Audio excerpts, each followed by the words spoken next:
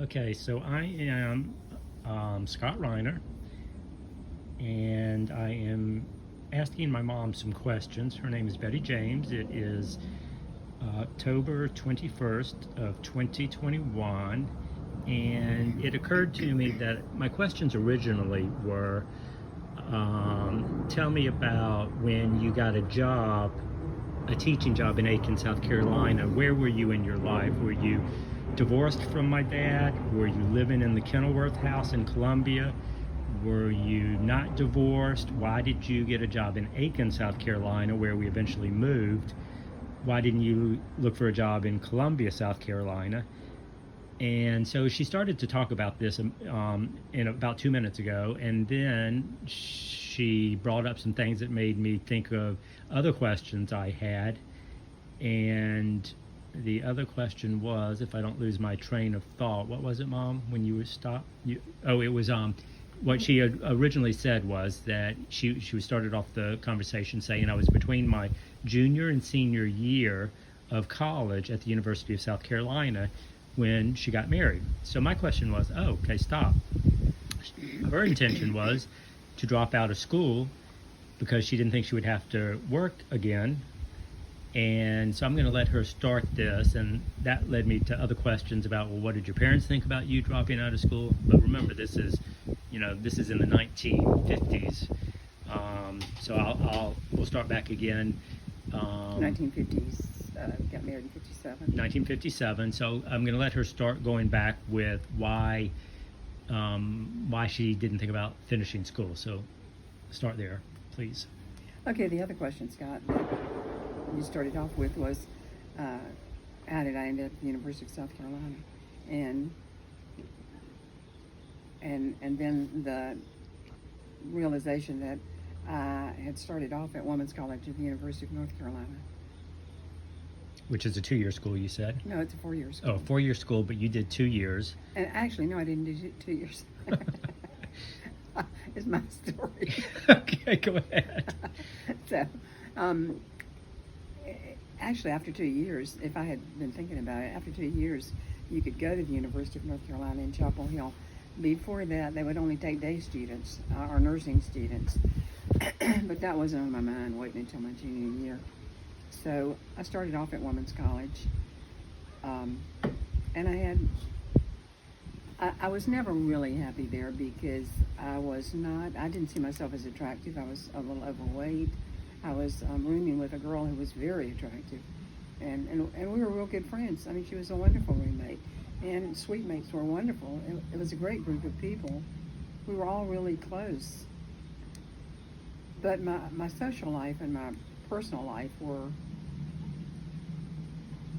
maybe a little more difficult. My parents had separated. That was a hard year.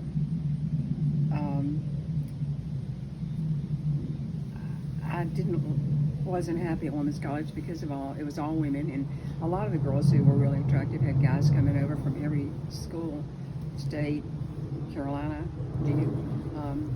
So let me ask you a question. When you said your parents separated, is this the same year that you then went to USC when your parents separated, or had that happened years before? Parents separated when I was 16. Okay, you're 20 now? Okay, let me think. No, my parents separated, I guess, when I was maybe 16, because I remember you saying it was your sweet 16 birthday and your dad was I was waiting for my dad to come back, right? But that was Or when maybe you're 16. You know what I'm wondering is, let's see, when I was 18, what happened? I'm wondering if that was when I was there. I hope you have that turned off. No, it's going. But I think it was when, because I remember you kept saying it was your sweet 16, your dad never came home, you anticipated him for your birthday. So that was it, and that was about when I think he separated. Isn't that right? So we're talking a couple of years afterwards. Okay, so now I'm thinking, okay, I went to Women's College when I was 18. Okay. Right, so you had to be about... Yeah, mother was living in Greensboro. My parents were separated. Their separation had been, I thought, really hard on me, and in fact, on my sister Beryl, because hard enough so that she ended up eloping with the guy that she married first, Phil Wagner. Sister Dee decided to continue to live with Dad in Lexington, even though Mom had moved, because she was going with the guy she later married, Jack White. Okay, so again, you're at least 18 if you're at women's. When I went to college. Okay, Yeah. so this is a couple years after the traumatic incidents of, Right. you know, okay, now continue on. Okay. Um, so, so as far as having any kind of a social life and social life that involved the males anyway, at women's college I didn't, and the thought of going somewhere else just was really important to me, and I guess the first thought was I would drop out of school and go with the airlines because one of my friends had done that. She had gone with the airlines and been happy. You mean to be a flight attendant? Yeah, and I don't know that she was. Yeah, I think she was a flight attendant. This was early. I never heard this story from This you. is Ann Goodrum Lipper. Okay, and But she I was a flight overweight. attendant? We'll have to ask her. She went with the airline. I'm not sure Okay. what happened there because we weren't in close contact then. Okay. But I was overweight. You know, that was one thought. I was overweight, so I could never probably made it with the airline. And so I wanted to transfer to a coeducational school. And I just thought this was over Christmas holidays. And I thought I wanted to do it. I wanted to find out over Christmas if I could go to another school for the next semester. So that would have been second semester of my sophomore year.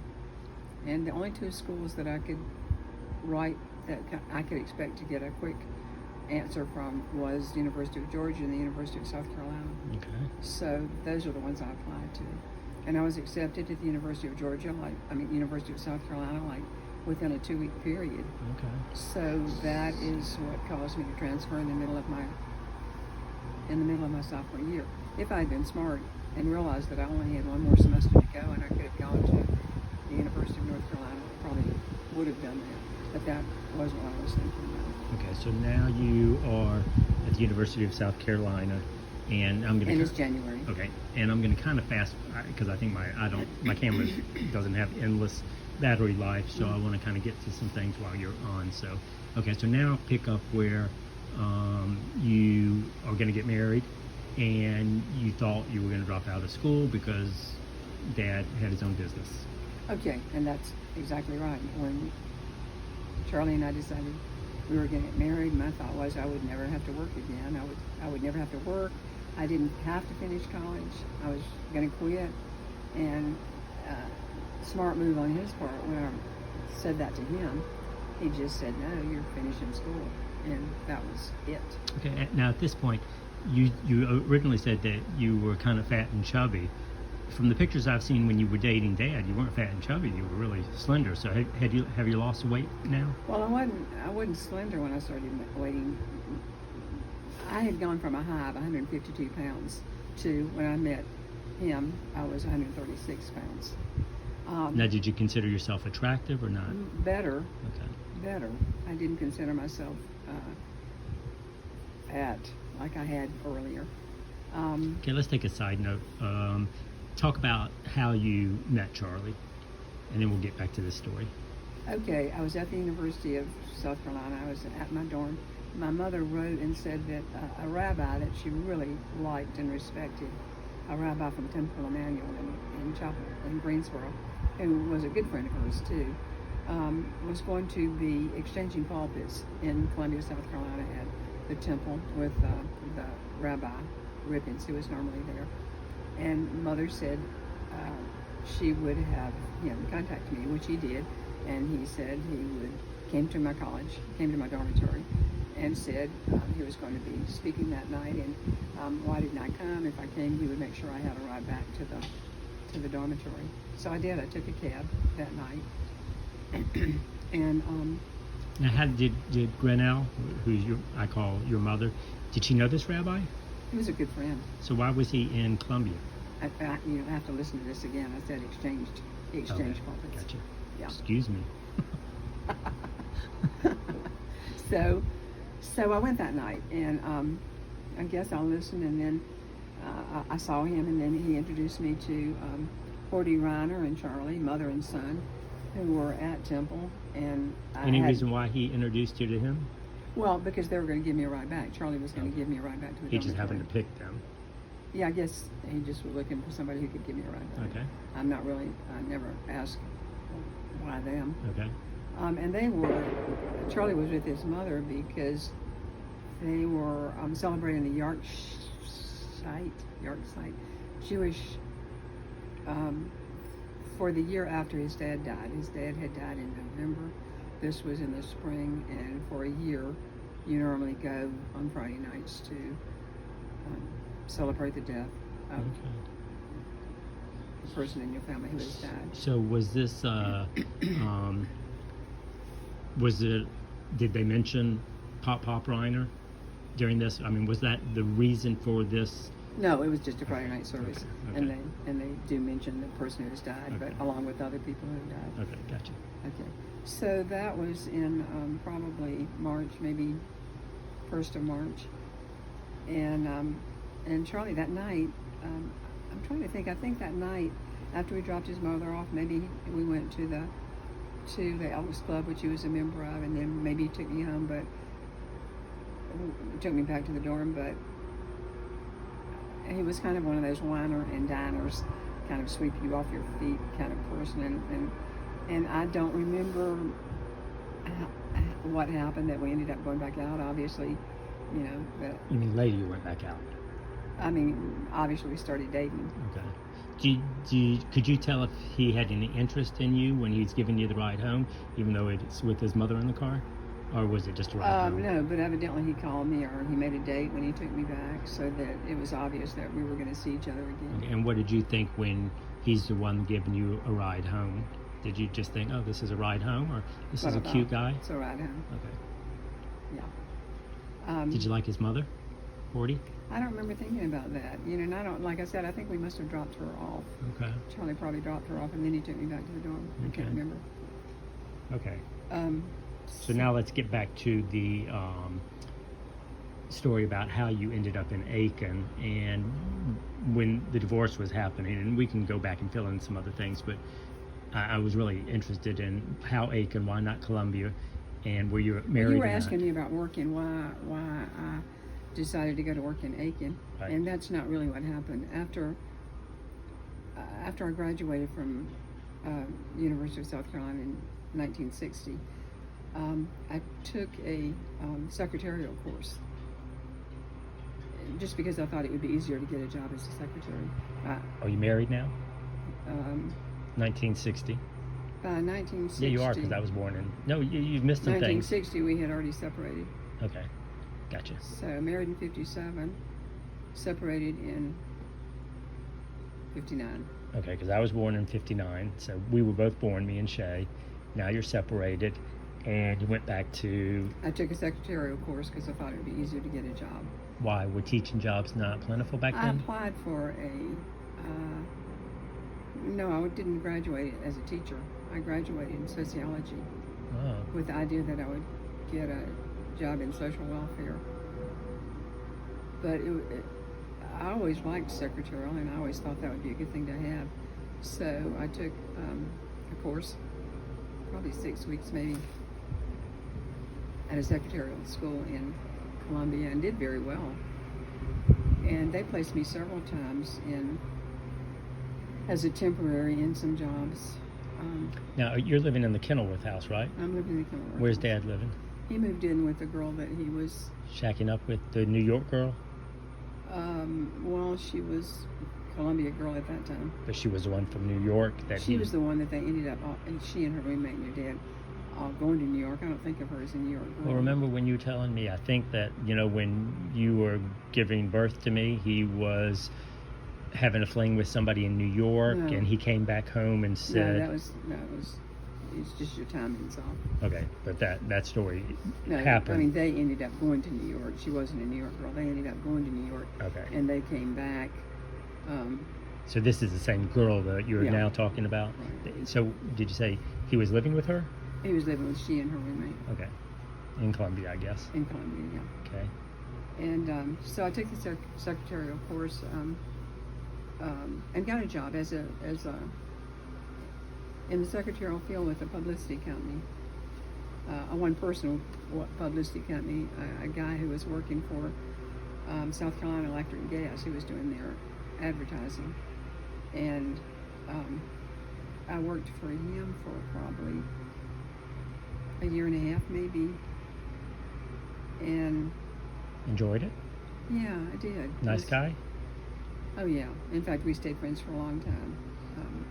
And you are how old at this point? This is I graduated from college in '60, so this would have been right after that. So I would have been like 23, 24 maybe. Okay. And was Beryl and Daphne living in the Kenilworth house at this time? No. So who was taking care of me and Shay when you were working? With Daisy. Okay. Is that who we had? There was was there a Lily? Lily. It was Lily. Yeah, Daisy was Toby's. Yeah, Okay. it was Okay. Lily. Okay. Yeah. Okay. So now, continue on. So I worked as a secretary for a period of time there, and then I got a job with a power company with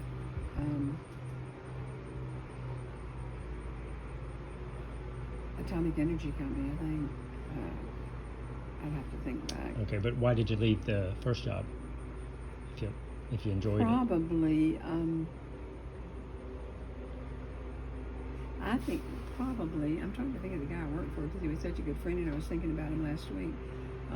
Probably he was taking a job. I think he was taking a job with South Carolina Electric and Gas in a different position, so he was closing that office. Okay. And so this time I got a job with South Carolina. It was, I think of it as kind of an atomic energy job, but I'll have to go back and look at my notes. In Columbia. In Columbia. Okay. Yeah, and that was commuting like maybe 20 miles a day. But it was really nice. It was a secretarial job with them, and I liked it, and I liked the people I worked with. But it was a 5-day-a-week job, and I would get off at 5:30, not get home until after 6 because of the drive. And then I thought I needed to go back to school to get a teaching job, and so that my hours would be the same hours as yours once y'all were in school. At least I'd have more time at home. So I went back to the University of South Carolina for a year to get my teaching certificate. Thinking that I would teach. Teach what? Anything? French. French. I'd gotten interested in French, more interested. I always liked French, but I got more interested in it because Toby, my sister-in-law, had become such a good friend, and she loved French, loved everything about French and France, and she was a big influence in my life. So I went back for that year. At the end of the year, the professor announced that there was an opening for a French teacher in Aiken, South Carolina, and if anybody was interested.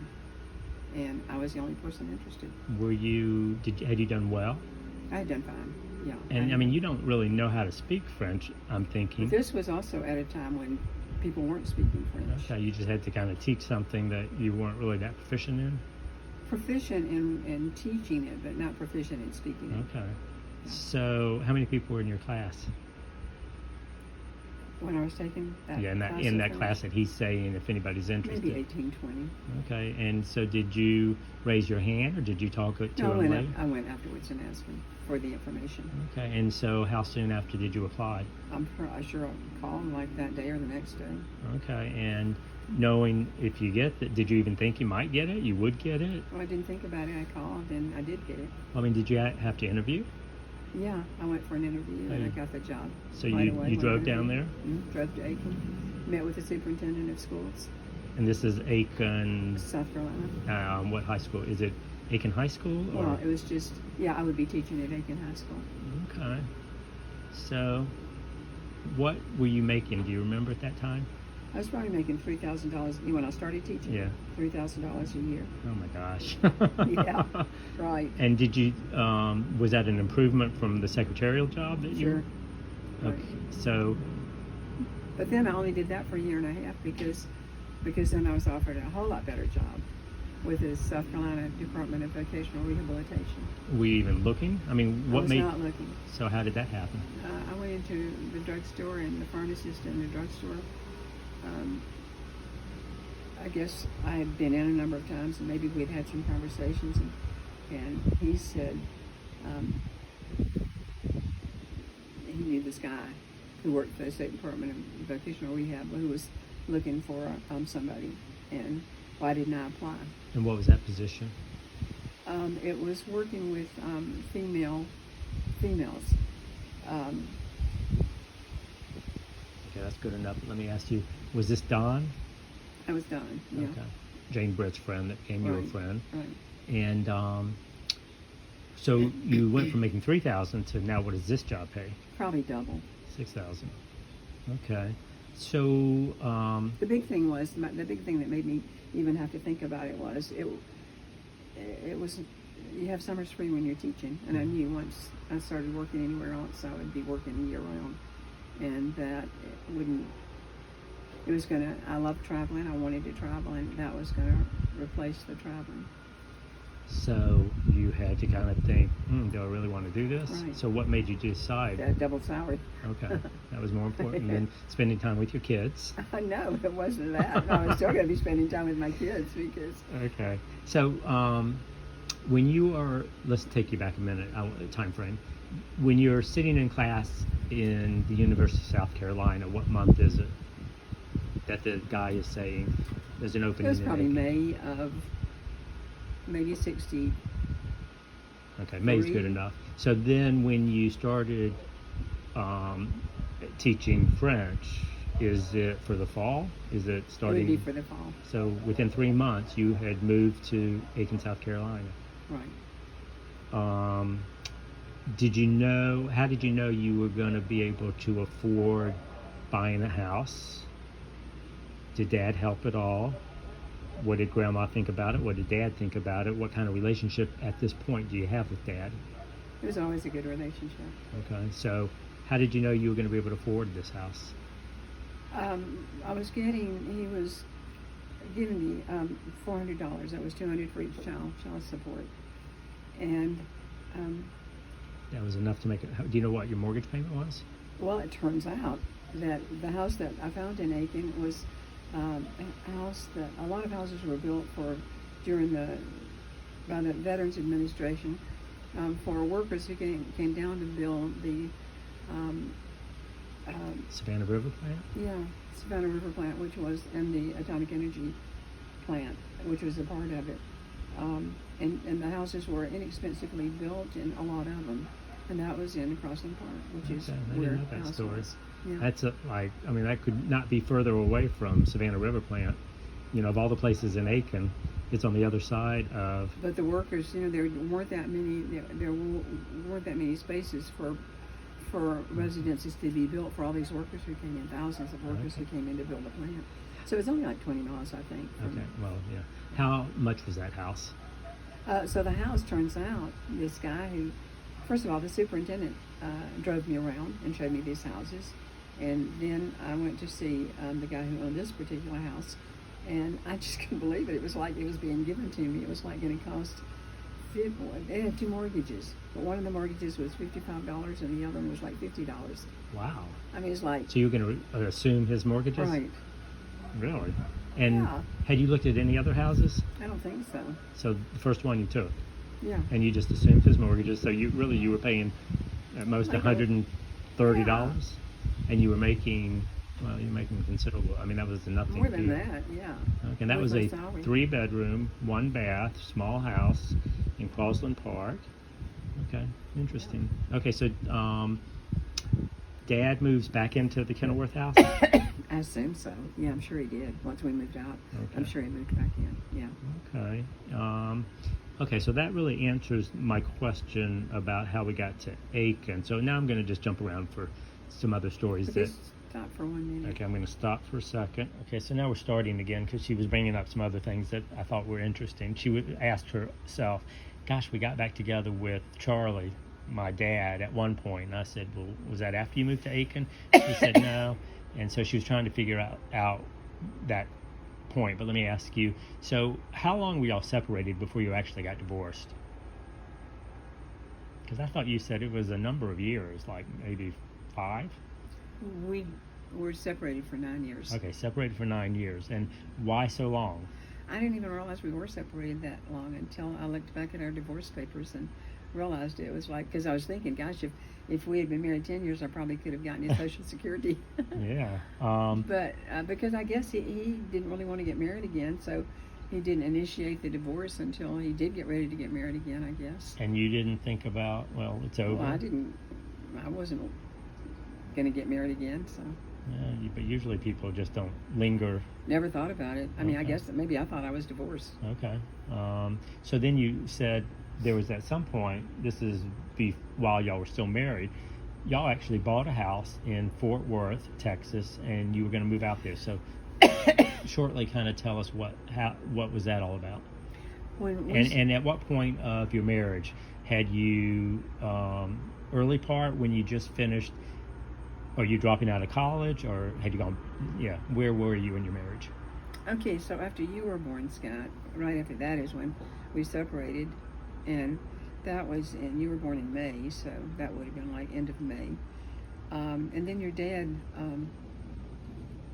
moved shortly after that, maybe in August. He moved to New York with this Girlfriend and her roommate, and we were communicating a little bit, I guess, and then friendly, not friendly? always friendly. Okay, Yeah. even though this was like us. It was the way it was. Okay.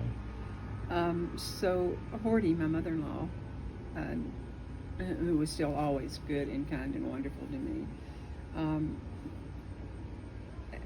and as it turned out, I was in her house. She had moved over because her daughter had died. She had moved over to the residence where her grandchildren were and built an addition under the house. And this is Faye that we're talking about, Faye Right. Ironic. Charlie's sister, who had died of cancer, and so that left me in her house.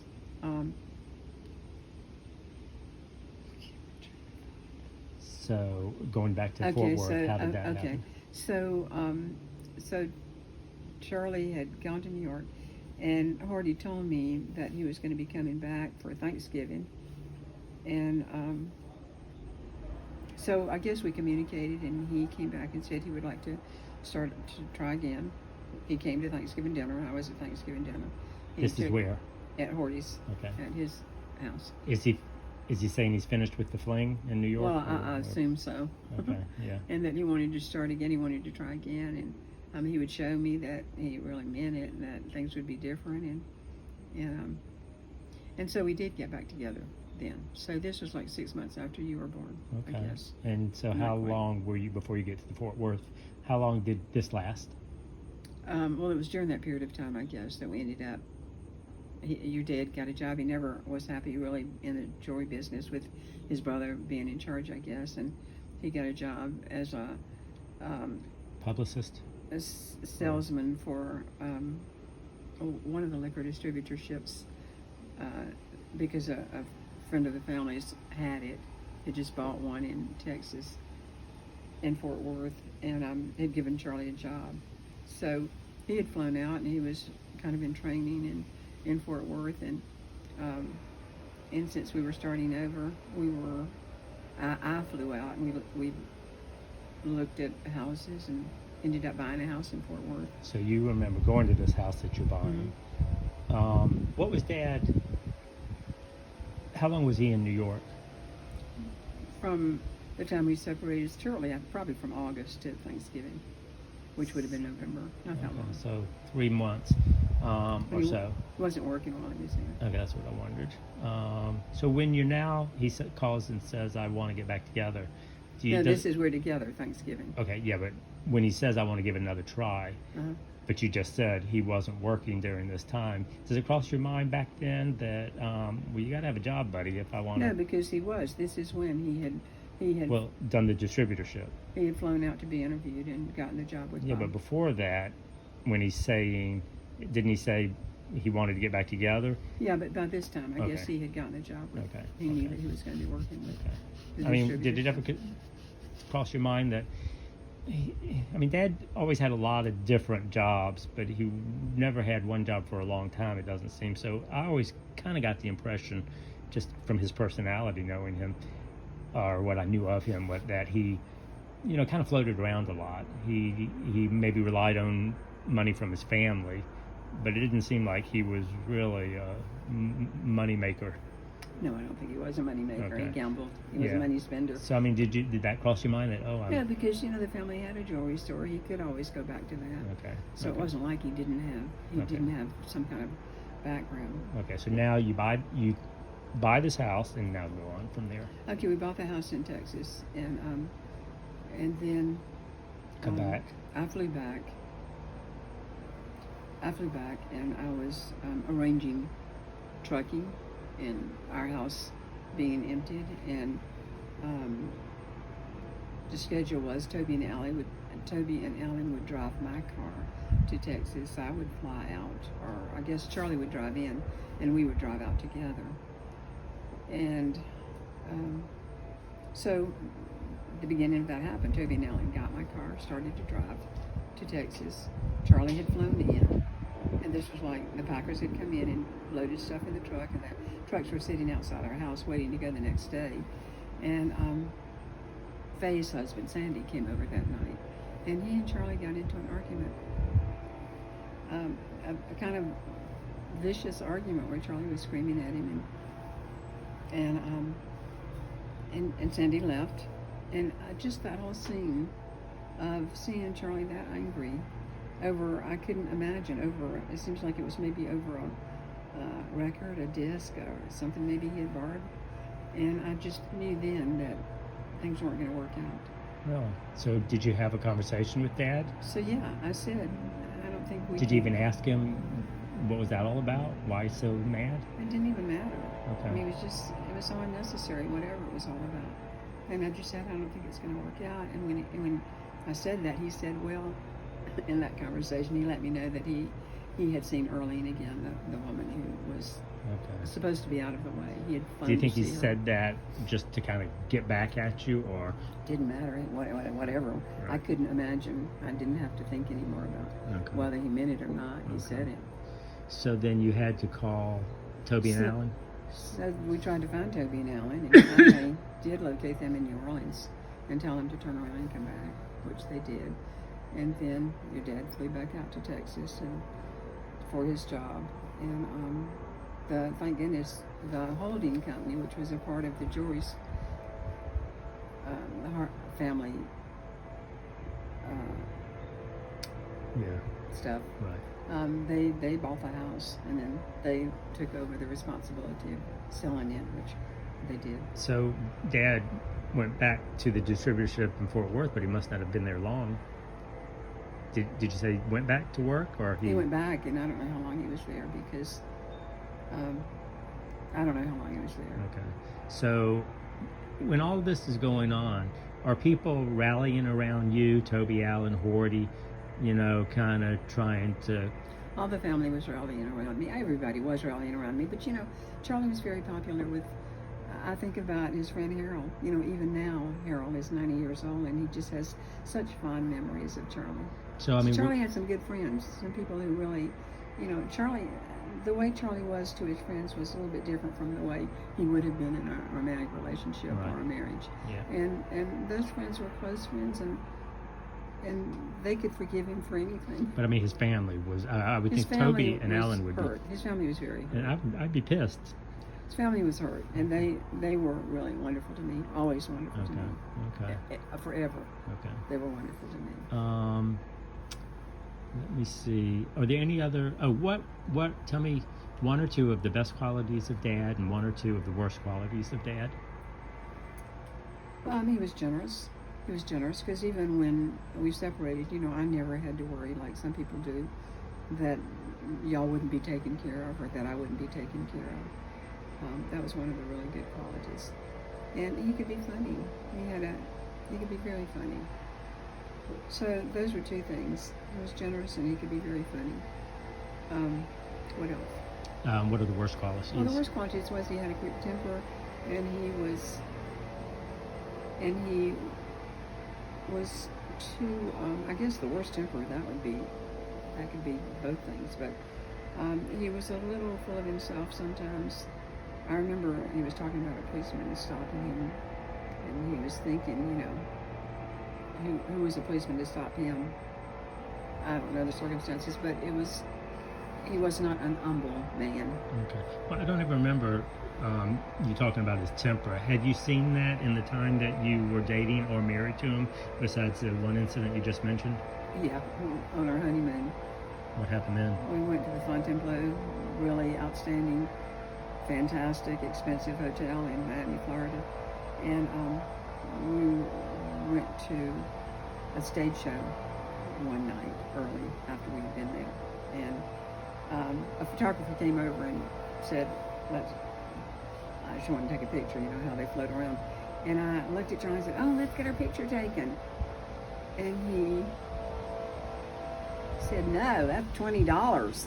We're not getting our picture taken. And I just remember tears rolling down my eyes. And I was facing this woman who came on stage and was a comedian. It must have been horrible for her because I was sitting there with tears rolling down my cheeks, and she's saying these funny things supposedly, and you know, I never looked sideways. I only looked straight ahead at her. So Yeah. I don't know. Must have been awful. But yeah, so talking about that temper. Okay. Just unnecessary. Right. And you know, we're staying in this really expensive place and couldn't afford a $20 picture. So, I mean, why do you think he didn't? Was he vain? This is like that. I mean, it wasn't because of the way he looked, his toupee? Oh, no, he didn't have a toupee. He was bald. So it's just cheap? Just cheap. I mean, would you, I mean, on one hand, he's very generous. Right. But on the other hand. Right. It's because he didn't want to. Okay. It wasn't his idea. Okay. That's a shame. Okay, anything else that you want to, that comes to your mind about anything?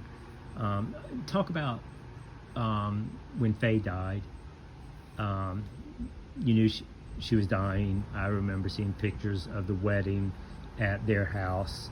At Faye's house. But talk about... it wasn't at Faye's house. It was at Toby's. Yeah, Toby and Alan's. But talk about what was happening to Faye at that time. Okay. How painful it was, what you remember hearing. Cause I well, remember. Charlie and I met in March, and Faye already had cancer, and had just come back from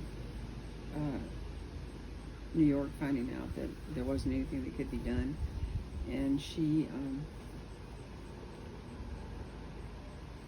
Charlie, I think I have the feeling that Charlie wanted to get married while she was still alive, because he wanted, I guess he'd been kind of had a wild youth, and I think he wanted to have Faye see that he was going to settle down, and he had found a nice girl, and his life was going to be different. And I think it was important to him that Faye see him settled. And so I met her. She was pretty much already full-time in the bed when I met her at her house in a hospital. What was her disease? She had cancer, breast cancer. And at that time, they had already told her she was going to die from it, terminal? Yeah, it sounded like it was terminal. There wasn't anything they could do. Okay. And Charlie... She was how old, about? 36. 36. And so we knew that. When she came to the wedding, she didn't look like she was in pain, but I'm sure she was in pain. She put on a great front. Because then we went on our honeymoon after the wedding, and our honeymoon was like going to be 2 weeks. We went to Miami for a week, and then we were going to New York for maybe 2 weeks. We were in Miami, and then we were going to New York. We were going to see My Fair Lady there. Our friends Harold and Rose were coming out to be with us, and we were all going to the play together. And the day of the play, we got a phone call saying that Faye was dying and to come home. And so we did. Did Harold and Rose come home too? No, they saw the play. Okay. And so we did come home, and Faye was at that time in a lot of pain. I just remember being in the living room. I didn't go in to see her, but she was just very much in pain. She was... I remember you saying you were in the living room, but you heard her scream out in pain. Yeah. Okay. So now we're going to change subjects completely, because I just remember this other story that I want to get on tape. Tell us the story about when you and Toby went to Europe, got separated, and found each other, and how that happened. Okay, Toby and I, when I said I was really close to Alan and Toby, my brother-in-law and sister-in-law, Charlie's brother, and they were always really, really good to me. They tried setting me up a couple of times with people they thought would be a good relationship for me. But there was a point at which they invited me to go with they and another couple to Europe, which was really nice. They were going to Vienna They were going to France, and so Toby and I arranged to take French lessons from a woman who taught French in can't even remember now the town. I'll have to look all that stuff up. So we flew over, and on the airplane there was a guy that Toby kind of told me to sit with, and it turned out he was from North Carolina. He was an engineer. He had been home, I guess, and he was going back to Holland, where he worked. He was an engineer, and so anyway, we were together on that plane for 11 hours, I guess, or however long, and arranged to be back in contact, and then I went with Toby, and we were on our trip, and this guy invited me to come to Holland. I'd never been, and so I can't remember. So after we were in Germany, the four of us, the other friends of Toby and Ellen and myself, we were in Germany, and I guess I flew from Germany to Holland to visit this guy. This is an American, though, right? He's an American, yeah. He's So- from North Carolina. So why is he going to Holland? Why Because is, he's an engineer. He's an Okay. engineer. He works Okay. in Holland. okay. Toby didn't know him when. No. Okay. Nobody knew him. Okay. No. But Toby and I now had our lessons planned. We were going to meet in France at this place where we were going to school. And so when I left Holland, I flew to this town, and I got there first. And when I went to the address I had for the person who was going to be teaching us and where we were going to be staying, there was a sign on the door saying that she had moved, and it didn't give any address. It said, there were not going to be any classes.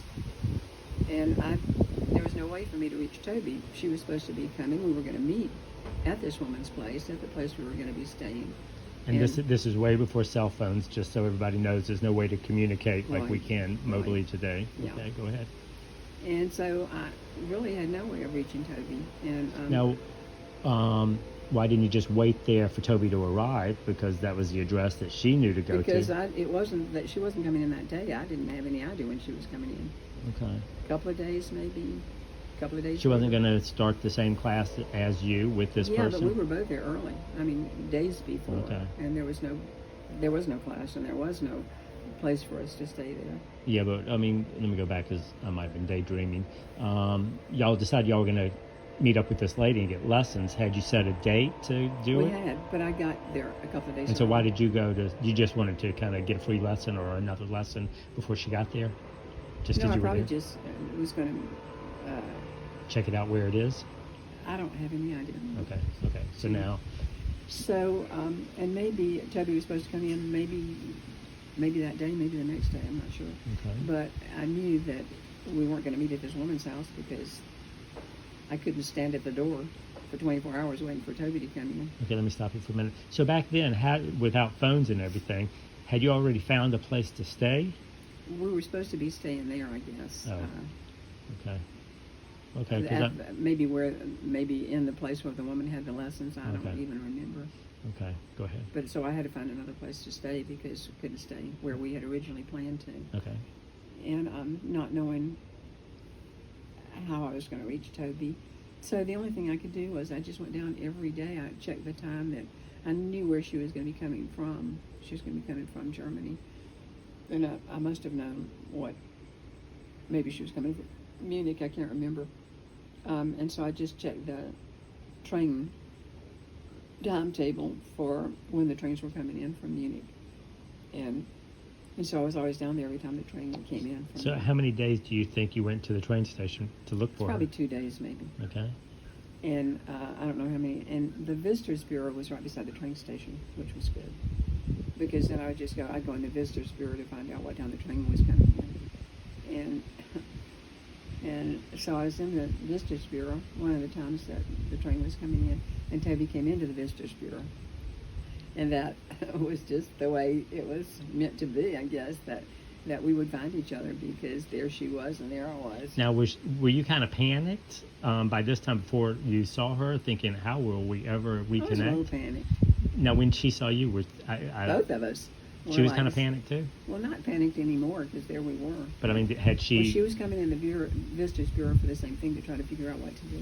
Oh, okay. Or maybe she was coming in to try to get the address of where she was supposed to have a lesson, not knowing that we weren't going to have lessons anymore. So you started off saying that Toby and Alan invited you to Europe. Mm-hmm. So where was Alan during this whole time? You know, Alan had some other stuff to do, and he was, or maybe at this point, he had already gone back. The end of his trip, part of the trip had ended, and maybe he and this other couple had already gone back. Okay. So how long did you spend with, do you remember this guy's name from Holland, from North Carolina? Maybe 3 or 4 days. Okay. Was he anybody that you reconnected with when you got back to? No, because he was leaving Holland to go to Saudi Arabia to work the oil fields. Okay. So he gave me some plants and some things he wanted me to bring back and get to his sister, which I did. But no, we never communicated again. Was he a nice guy? He was a nice guy, and he showed me, he took me all over Holland. Okay. Yeah, the only Okay. thing I'm sorry about, I didn't go to Anne.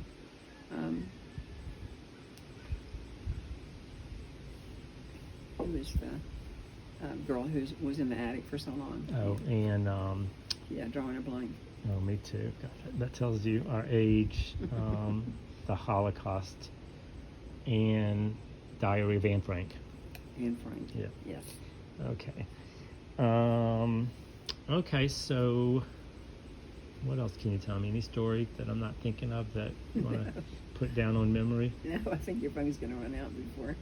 Okay, let me just a couple of points we're touching. So then we moved from that small house in Aiken to the house in Oleander.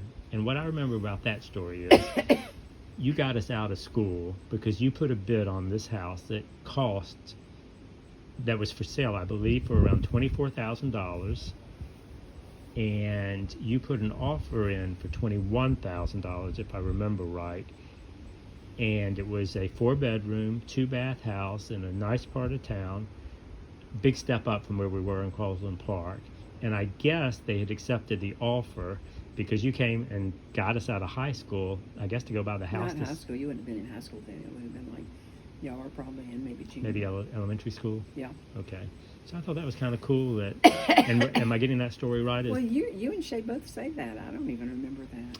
You mean getting us out of school? Yeah. Yeah, I remember you picking us up. I remember being in the car, and that was, I don't even know if we knew you had been looking for a house, but it was a $24,000 house, and it was, you put an offer on $21,000, and I guess you didn't, my imagination is that you didn't think you were going to get it, but they accepted the offer, and it was back then. And the interesting thing about that is that my dad had died and left me $3,000, and that was what I was able to put down on the house. Oh, If I okay. hadn't had that, we couldn't have gotten that house. Is that all he left you was $3,000? Yeah, because most husbands leave things to their wives, and then their wives kind of distribute it.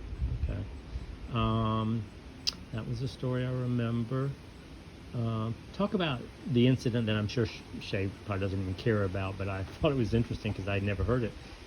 When that guy that said he was the photographer, and you in Columbia, and you went. Do you remember what I'm talking about? You're talking about when I was working for, when I was working in the office of the South Carolina Electric and Gas Company. There was I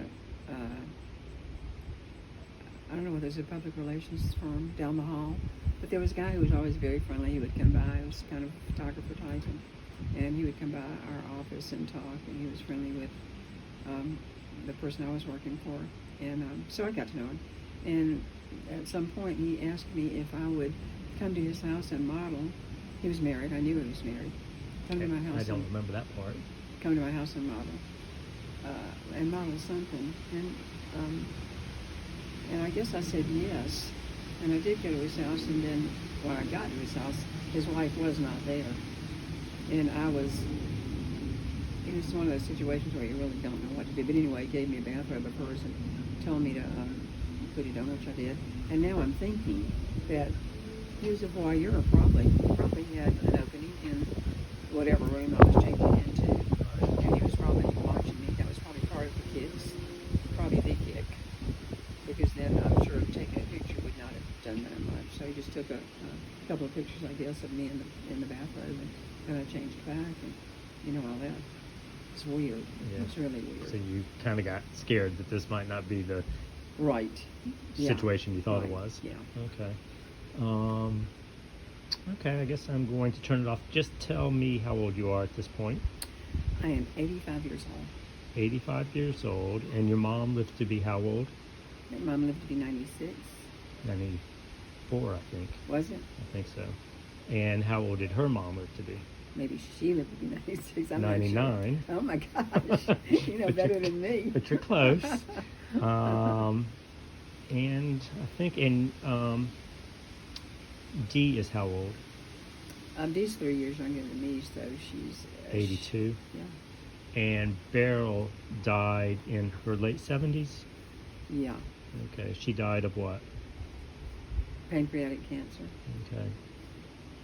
And mom had a stroke, and just finally she was paralyzed, partially paralyzed.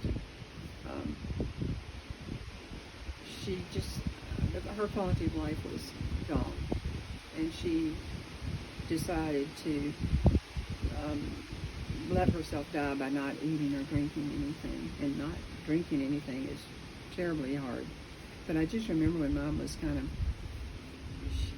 she was at your house, Scott. Right. And and a hospice nurse was coming, and mom just said, make sure that people don't try to talk me out of doing this, which they said they wouldn't. And I just know she went to sleep one time, and she woke up and she said, "Why is it so hard to die?" And I mean, she had already said, "Don't even swab my lips with water," right? No, no, that was okay. It was okay to be swabbed. Okay. Yeah, because I remember putting one of those wet sponge things in her mouth and just thinking, "Oh my gosh, she's gonna suck that thing off the stick." Yeah. How long did it take before she was there? About 10 days, I think, before she died. It wasn't that long, as month. Well, she was in your house longer, maybe, but it seems like there was only 5 days that she was not eating and not drinking. And the hospice had been called in, and both the sisters were there. No, Dee wasn't there. Oh, Dee wasn't there. But Dee knew she was dying, right? And that she had made Right. this decision. Yeah, Dee and Jack came in. It turned out she had died just right before they got there. I'm surprised that Dee didn't come to. Well, Dee was working. Yeah, but I mean, it's her mom dying. I would have thought she would have come in and just. I've got to think about that. I've got to think if I she was think there. you're right. I think she was. I mean, she might have been there because it seems like there was a time when Beryl, before Mom kind of was stuck in the bed, Beryl was going to give Mom a bath, and they were both in our shower, and they were both in your bathroom, and it had a step up. You had to step Right. over it, and and Mom almost fell in, and Beryl almost fell over her. And to me, it seems like maybe Dee was there. We'll have to ask Dee, Okay. but I'm just not sure. Okay.